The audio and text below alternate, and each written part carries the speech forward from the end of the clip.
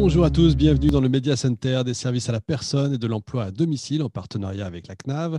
Des interviews à suivre sur notre site salon-service au pluriel-personne.com.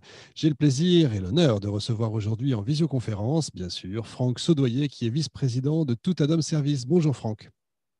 Bonjour, écoutez, merci de m'accueillir. C'est toujours pour moi un vrai plaisir et un honneur de pouvoir échanger avec des porteurs de projets. C'est un plaisir partagé. En tout cas, là, c'est la technologie qui nous fait défaut, mais on va parler d'humain. Alors, ça tombe bien. Qu'est-ce que c'est Tout Adam Service? Qu'est-ce que c'est? Alors, Tout Adam Service est un réseau national de services à la personne qui est multispécialiste, puisque nous avons une offre de services qui s'adresse à tout type de public. Nous avons des prestations concernant la garde d'enfants à domicile, des prestations de confort de type entretien de l'habitat, entretien du linge ou entretien du jardin, et puis toute une offre de services concernant le maintien à domicile de personnes en perte d'autonomie, qu'il s'agisse aussi bien de personnes âgées ou de personnes en situation de handicap. D'accord. Alors, vous êtes sur un système de franchise, c'est ça? Oui, tout à fait. C'est un système de franchise. On a l'impression que dans ce monde des services à la personne, le système de franchise, c'est vraiment le système vertueux, le modèle vertueux, Ah, en tout cas de oui, réussite. oui. Alors vous savez, souvent dans notre secteur d'activité, on parle souvent de maltraitance des personnes âgées. Ouais. Et il faut savoir que le principal signe de maltraitance d'une personne âgée, c'est l'isolement. Mhm. Et je dis ça parce que je fais un comparable et un parallèle avec la situation du chef d'entreprise. Ce qui est souvent douloureux pour un chef d'entreprise, c'est d'être en situation d'isolement. La Là, solitude. quand vous êtes confronté à des prises de décision, des doutes, des inquiétudes, Mhm. et vous avez personne avec qui échanger. L'intérêt d'une franchise, c'est ça, c'est justement de pouvoir faire partie d'un collectif, d'autres chefs d'entreprise avec lesquels il est bien évidemment possible d'échanger, qui partagent les mêmes problématiques que les vôtres, souvent les mêmes inquiétudes, et puis en plus, bien évidemment, pouvoir bénéficier d'un accompagnement et de tout un tas de services support qui vous permettent de gagner du temps, d'aller plus vite, d'éviter de faire des erreurs aussi, parce que souvent, un réseau de franchise, c'est une multitude de chefs d'entreprise, c'est souvent un réseau aguerri, expérimenté sur son secteur d'activité. Pour Tout Adam Service, c'est un réseau qui existe maintenant depuis 20 ans. Des erreurs, on en a faites aussi.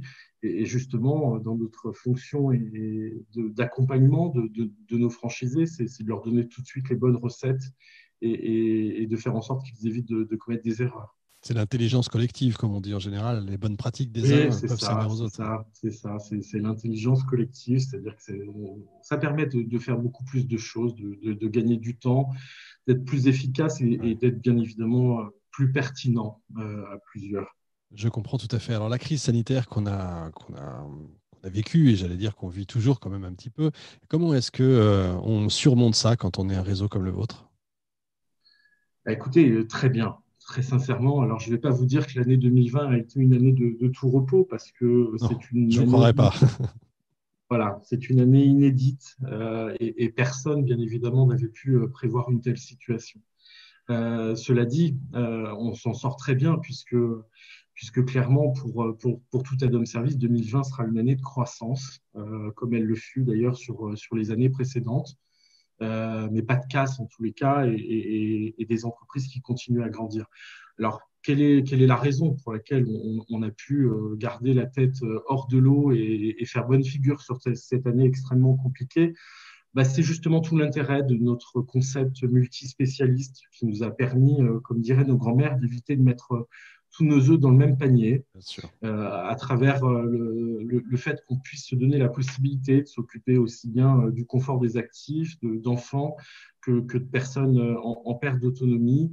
Ça nous a permis de conserver l'essentiel de nos activités et voire même plus que ça, puisque en ce qui concerne le maintien à domicile, nous avons été un acteur de la première ligne et nos auxiliaires de vie ont continué à intervenir, y compris en période de confinement, chez nos clients qui avaient besoin de nous pour pouvoir continuer à vivre à domicile en toute sécurité. Et c'est bien de leur rendre hommage d'ailleurs au passage, effectivement. Oui, Est-ce oui. que justement cette période n'a pas mis en lumière l'importance des services à la personne? On s'est souvenu aussi qu'on Ah, avait des écoutez, personnes âgées dans nos familles. Ah oui. et oui, ben oui, je crois que ça a été l'un des enseignements de cette crise, c'est de montrer en fait toute l'importance de nos métiers. Et je dis bien nos métiers au sens pluriel du terme. Comme je viens de le dire, nos auxiliaires de vie ont été des acteurs de la première ligne sur cette crise. Elles ont contribué à permettre à certains de continuer à aller travailler en s'occupant de leurs enfants. Nos auxiliaires de vie ont permis de libérer des lits dans les hôpitaux en organisant un retour à domicile en toute sécurité. Plus que jamais, il y a un terme qui est à la mode aujourd'hui, c'est les activités essentielles. Plus que jamais, je crois, cette crise a mis en lumière que le quotidien des Français, c'était quelque chose d'extrêmement important, de compliqué à organiser, et que justement, il y avait pour ça des acteurs qui étaient présents et qui pouvaient faire ce travail avec professionnalisme et en toute sécurité. C'était bien de le rappeler. Est-ce qu'il y a un profil type chez vous pour devenir franchisé? L'appellation profil type est horrible. une appellation avec laquelle j'ai un peu de mal. Je la retire non, alors. parce Est-ce qu'il y a le que portrait robot? il n'y a pas de portrait robot, il n'y a pas de profil type, il y a effectivement comment dirais-je, des traits de caractère et des compétences qui ressurgissent. Mais vous savez, je crois que c'est plutôt, et c'est ce qui fait d'ailleurs la magie de nos métiers, c'est plutôt une alchimie en fait, Ouais, je entre comprends. une personne, un concept, un réseau, des valeurs. Et puis c'est tout ce mélange-là, dosé savamment, qui fait que la recette fonctionne. Bien sûr. Voilà, mais à côté de ça, il y a effectivement des valeurs sûres et incontournables dans les qualités. Je crois il faut aimer ce qu'on fait, il faut être travailleur. Bien sûr. Être chef d'entreprise, c'est pas donné à tout le monde. Pour autant, c'est possible à partir du moment où on fait le bon choix du réseau, le bon choix du concept et qu'on aime ce qu'on fait. Quand on arrive finalement à faire en sorte de travailler tous les jours et d'aimer ce qu'on fait, ben, je pense c'est ça, ça s'appelle l'épanouissement. Exactement. Alors, vous parliez de valeur, mais il y a aussi la valeur pécuniaire, un apport qu'il faut certainement pour entrer et devenir franchisé. Est-ce qu'on peut donner la valeur? Le Oui, coût. bien sûr, le droit d'entrée chez Tout Adam Service est de 19 500 euros. D'accord, tout compris. Il n'y a pas Tout apport compris. personnel, banque, machin. Alors, 19 500 euros, c'est le droit d'entrée et il D'accord. comprend la formation initiale à Mhm. l'entrée dans le réseau. Et puis, à côté de ça, vous avez effectivement des budgets complémentaires à mobiliser, ne serait-ce que pour acquérir des outils de Bien communication sûr. en votre activité, etc. Donc, on est plutôt sur un budget global d'investissement qui comprend notre droit d'entrée, qui est compris en fonction des projets. Et c'est une étude qui se fait de façon totalement individualisée, Mhm. compris entre 30 et 50 000 euros d'investissement global. D'accord. Est-ce qu'on peut avoir également une idée du chiffre d'affaires première année, deuxième année, troisième année pour un franchisé? Oui, alors ce qu'on constate dans nos agences et en fonction du rythme auquel ils avancent, on est plutôt sur un chiffre d'affaires moyen, compris entre 150 et 180 000 euros la première année, Ah ouais. sur les 12 premiers mois d'activité. Au bout de 24 mois, vous êtes en règle générale au-dessus de 300 000 euros de chiffre d'affaires. Et puis après, bah, ça augmente tous les ans. La plus grosse agence de notre réseau fait 2 800 000 euros de chiffre d'affaires. Ah oui, Et puis, on doit avoir une quinzaine d'agences qui font plus d'1 million d'euros de chiffre d'affaires. d'accord. Et combien de salariés en moyenne par agence? Parce qu'il faut devenir manager aussi, du coup. Ah, bah alors, une des compétences qu'il faut effectivement être capable de mobiliser sur ce type de projet, c'est effectivement une compétence de management, parce que effectivement, l'idée, c'est de se constituer une équipe et de devenir soit le chef d'orchestre, soit le capitaine de l'équipe, de donner la direction et donc effectivement une compétence managériale, une compétence commerciale aussi, bien Bien sûr. évidemment, se faire connaître sur sa zone de chalandise, sur son territoire, être en capacité de construire son propre réseau auprès des acteurs du secteur sanitaire et médico-social et de l'entretenir. Donc une compétence commerciale également, oui. Évidemment. La loi grand âge et autonomie, vous en attendez beaucoup ou vous vous dites, bah, on l'attend depuis tellement longtemps, on fait sans et puis voilà. Ah non, non, on est tous sauf résignés. Ouais. Ça, c'est vraiment Je une voulais pas dire évidence. le mot, mais Bah oui, non, mais ouais. voilà. Alors, on en attend beaucoup, oui, bien évidemment, parce que je crois que le le système de prise en charge de la dépendance au sens large du terme aujourd'hui en France, tel qu'il est construit, et notamment les aides financières et la façon dont les conseils départementaux prennent en charge et rémunèrent une heure, soit au titre de l'allocation personnalisée à l'autonomie, l'APA, Mmh. ou de la PCH, de la prestation de compensation du handicap. Enfin, voilà, la réalité du terrain et de notre secteur d'activité aujourd'hui, elle est simple. On n'a aucune difficulté à trouver de nouveaux clients. Ouais. C'est ce qui explique une croissance à deux chiffres depuis maintenant plusieurs années. Mmh. L'une des grosses difficultés qu'on rencontre par contre, c'est une difficulté à recruter du personnel Incroyable. intervenant, parce que ce sont des métiers qui sont difficiles, qui sont itinérants. Il s'agit de s'occuper des autres. C'est pas donné à tout le monde, ça fait appel à une formation initiale. Et puis c'est des métiers qui sont physiques, et puis qui comportent aussi une charge mentale, parce que accompagner des personnes en perte d'autonomie est pas toujours simple au quotidien. Donc il y a une vraie urgence, bien évidemment, à se donner les moyens de prendre en charge correctement nos aînés. Ça, c'est la première chose. Et la deuxième chose, pour que ce soit possible, c'est de revaloriser et de valoriser tout court aujourd'hui Ces métiers. les métiers qui sont les nôtres, et notamment les métiers d'intervenants à domicile. Donc, ça doit passer par des financements qui sont plus élevés que ce qu'ils sont aujourd'hui.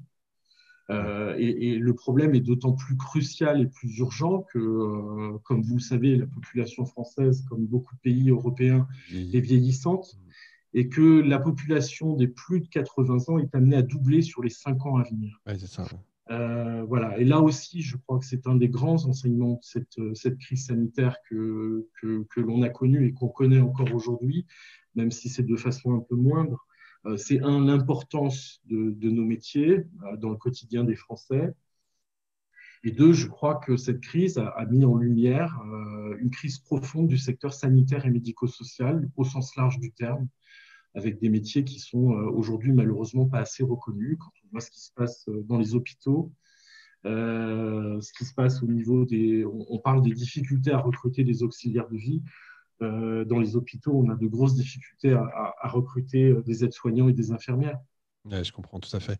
Tout, évidemment, que le reste à charge soit pas trop important, évidemment, pour celui qui utilise. On est bien d'accord. Bien sûr, mais enfin, c'est vraiment C'est le un challenge. sujet qui est extrêmement important. C'est plus, de façon plus large, c'est un projet de société. C'est C'est ça, c'est un New Deal de la société. comment en France on a envie, comment on considère nos aînés, et comment on a envie de les prendre en charge, sachant que en ce qui les concerne, le message est très clair.